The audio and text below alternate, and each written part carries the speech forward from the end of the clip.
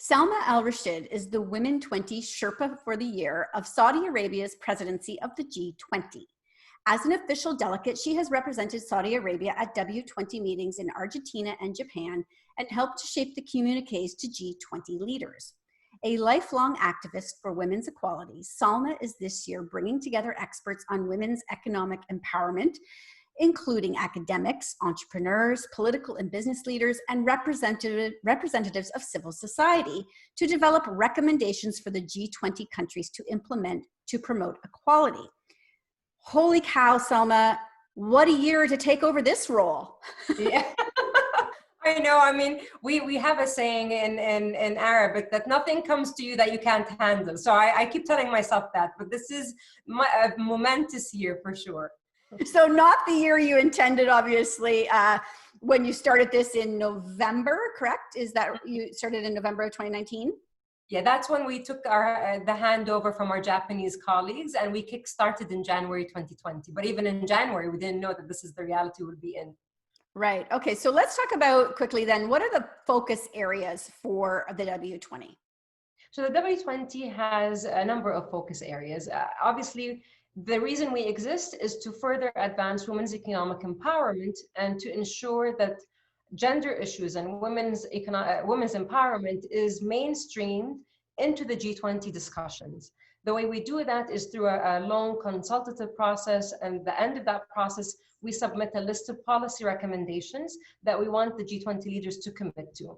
Mainly, we focus on women's economic empowerment, labor inclusion, financial inclusion, digital inclusion. And for this year, we've introduced during the Saudi Arabian presidency, inclusive decision making with women's entrepreneurship as a cross-cutting issue, and also highlighting the importance of calling for G20 accountability and monitoring of their own commitments on gender-related issues.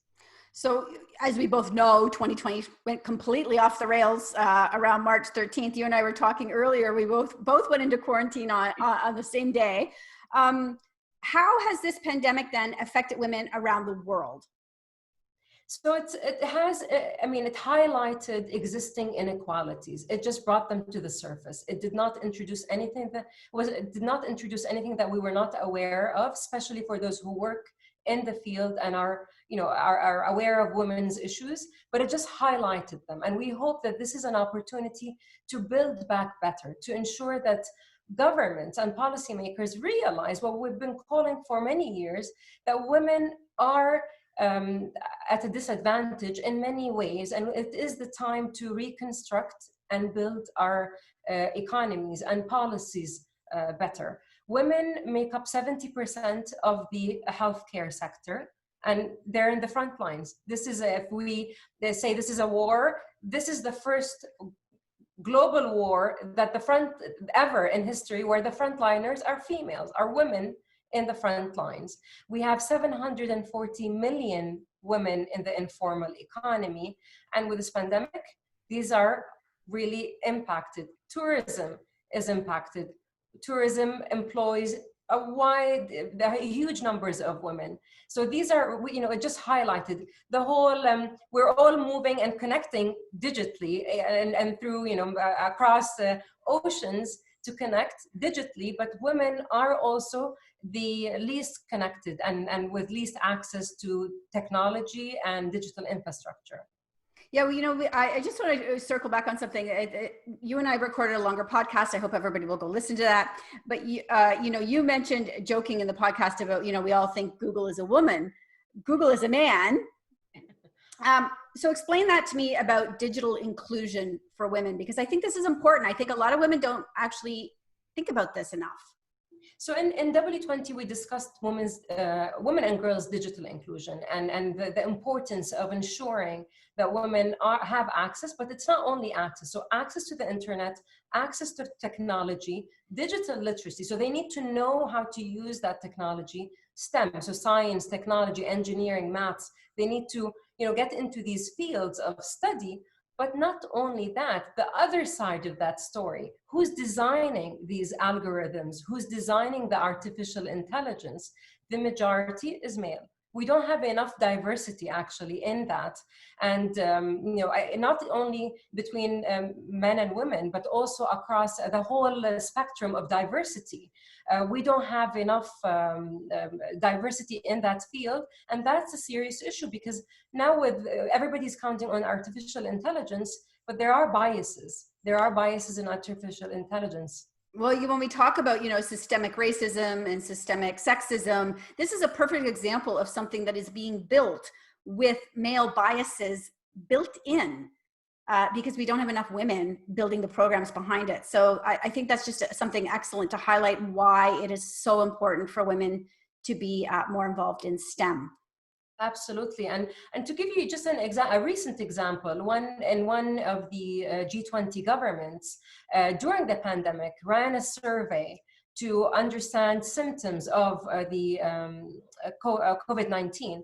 And in that survey, they failed to ask people their gender. They just didn't ask that in the survey. And the reason that response team, or that task force, did not include any females. There were no women in that team. So, that's a simple, ask any statistician or economist, they say, what? You can't not include, we need to understand, because it does impact. We know that men who contract the virus have maybe more serious outlook. So we need to understand how that impacts different groups of people. Definitely. So tell me then right now, in terms of, obviously this has changed your action plan this year. What are the top priorities for you as we head into the second half of 2020? So what we decided collectively with the W20 delegates, that this year is unlike any other year. So what typically is a communique that we submit to G20 leaders of 2 pages, this year it's going to be 3 pages. The first page is bold, straight to the point, calling for immediate action that will key measures for economic recovery to build back better, what needs to be addressed. And then the second and third page is more of a long-term strategy, so that we don't find ourselves in the same place if anything else hits. We need to ensure that we rebuild better. Absolutely. So if people want to keep up with what you're doing and how this is going, do you update this regularly somewhere?